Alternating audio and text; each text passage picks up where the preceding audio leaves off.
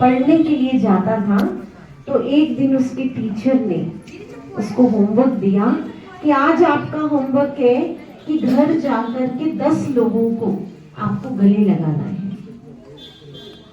और गले लगा करके केवल एक ही बात कहनी है कि धीरज रखो, ये जीवन एक ही बार मिलता है, ईश्वर आपके साथ है, सफलता आपके साथ है।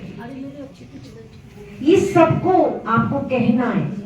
जिसको भी आप गले लगाओगे तो 10 लोगों को तो कम से कम आपको गले लगाना ही है। वो बच्चा घर आया, इतना खुश था कि टीचर ने मुझे होमवर्क दिया है तो मुझे बस 10 लोगों को गले लगाना। अपने पिता को बोला तो पिता ने भी बोला कि हाँ ठीक है, चलो तुमको मॉल में ले जाते हैं, और मॉल में तो बहुत सारे लोग होते हैं, आप कोई भी 10 लोगों को पकड़ना और उनको गले लगा लेना। तो जैसे ही निकलने लगे इतनी बरसात होना शुरू हो गई, लेकिन बच्चे के मन में इतना उमंग और इतना उत्साह, जिसके सामने ना बारिश कोई मायने रखती है ना तूफान कोई मायने रखता है, उसको तो केवल एक ही लगन है कि मुझे तो जाना है और 10 लोगों को गले लगाना। तो उसके उमंग के आगे सब कुछ फेल। पिताजी उसको मॉल में लेके गए, लेकिन मॉल में लोग बहुत कम थे, थोड़े थे। 9 लोगों को तो उसने गले लगा लिया, लेकिन एक बच गया। एक किसको गले लगाऊं?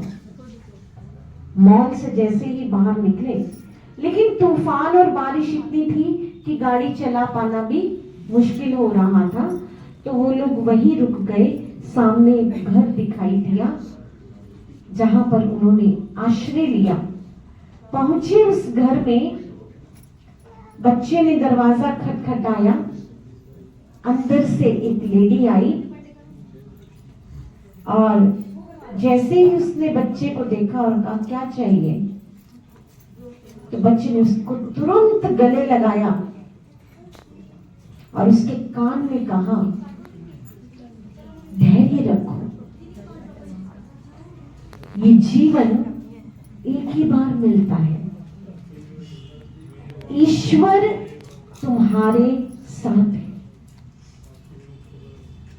तो जैसे ही उस लेडी ने वो वाक्य सुना और उसकी आंखों से इतने आंसू निकले कि बस एक टक वो उस बच्चे को देख रही थी।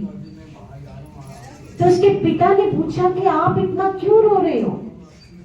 तो कहा कि मैं मरने के लिए जा रही थी, क्योंकि मेरे पति ने शरीर छोड़ दिया और मैं अपने इस जीवन से बहुत मायूस हो चुकी थी, और मैंने सब तैयारी कर ली, लेकिन इतने में दरवाजे पर नॉक नॉक हुआ और मैं खोलने के लिए जैसे ही गई, और इस बच्चे ने मेरे कानों में वो शब्द कहे कि धैर्य रखो, ये जीवन एक ही बार मिलता है और ईश्वर तुम्हारे साथ है।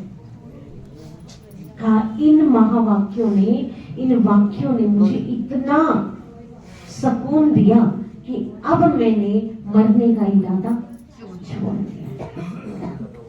तो आप सोचिए, उस बच्चे ने इतने अच्छे से होमवर्क किया कि उसके होमवर्क ने किसी के जीवन को बचा लिया। वो उसका उमंग था, उसने टीचर की हर आज्ञा का पालन किया। और शिव बाबा भी रोज मुरली में हम बच्चों को होमवर्क देते हैं कि बच्चे, आप ही तो विश्व कल्याणकारी, आप इस विश्व परिवर्तन के निमित्त हो,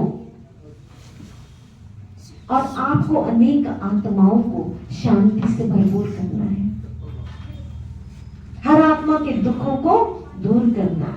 तो अब हम ये सोचे, रोज हम मुरली तो सुनते हैं, बाबा के होमवर्क को भी सुनते हैं, क्या सचमुच में वो उतना उमंग और उत्साह हमारे जीवन में भी है कि हम अनेक आत्माओं का कल्याण कर उन्हें शांत स्वरूप आत्मा बना देते हैं? क्या हम उनके जीवन को सुकून से भर देते हैं? जिसको बाबा मुरली में कहते, बच्चे